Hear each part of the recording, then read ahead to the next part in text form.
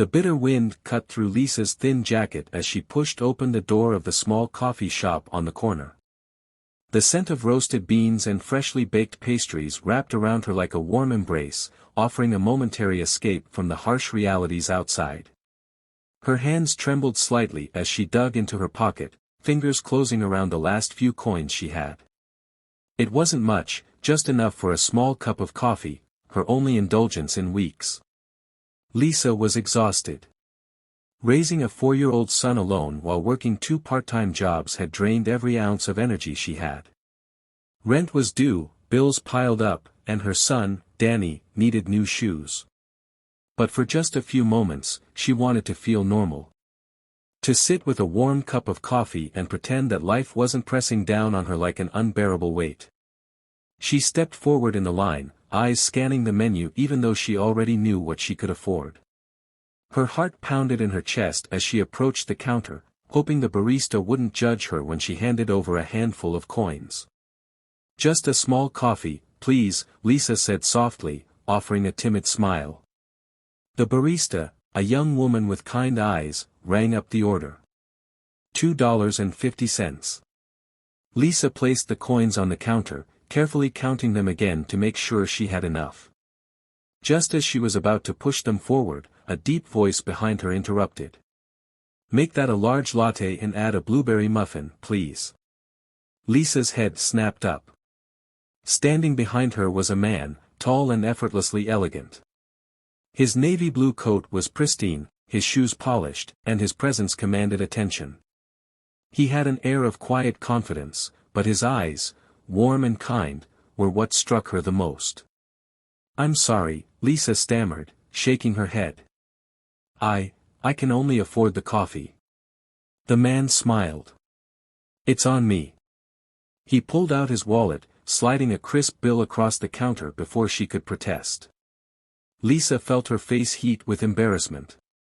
"That's really kind, but I..."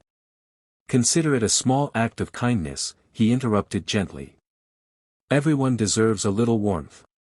Tears pricked her eyes, but she blinked them away. The weight of the world on her shoulders made kindness feel like something foreign, something distant.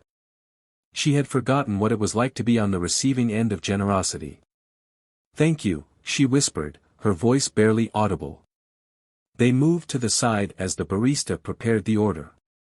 Lisa hesitated for a moment, then mustered the courage to ask, "Why did you do that?" The man chuckled. "Because I know what it's like to need a little kindness." Lisa's brow furrowed. A man like him, dressed in expensive clothes, exuding success, knew what it was like to struggle. As if reading her thoughts, he offered a small smile. "I wasn't always like this. There was a time when I couldn't even afford a cup of coffee. But one day, a stranger helped me when I had nothing. It changed everything." He paused. "I promised myself that if I ever got the chance, I'd pay it forward." Lisa swallowed the lump in her throat. She had spent so much time barely surviving that she had forgotten about hope, about the possibility that things could change. The barista handed her the latte and muffin, and for the first time in a long while, she felt a warmth that had nothing to do with the coffee. She took a seat near the window, the man sitting across from her. "I'm Lisa," she said. "James," he replied.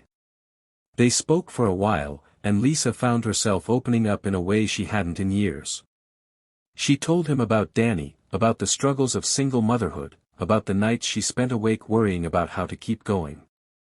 And James listened, really listened, not just nodding politely but hearing her. Then he did something that changed her life forever. He reached into his coat and pulled out a business card, sliding it across the table.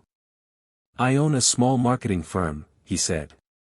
"We're looking for someone to handle customer relations. The hours are flexible, and it pays well. If you're interested, I'd love to have you on board." Lisa stared at the card, her fingers trembling as she picked it up. "You don't even know if I'm qualified," she whispered. "I know you're strong," James said.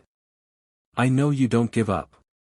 And sometimes, that's more important than any degree." Tears spilled down Lisa's cheeks, and this time, she let them fall. Not from sadness, but from something she hadn't felt in a long time, hope. "Thank you," she said, her voice thick with emotion. James simply smiled. "Just promise me one thing, when you get the chance, pay it forward." Lisa nodded, holding the business card tightly. That night, when she put Danny to bed, she whispered a silent prayer of gratitude. One cup of coffee had changed everything. And one day, when she had the chance, she would do the same for someone else.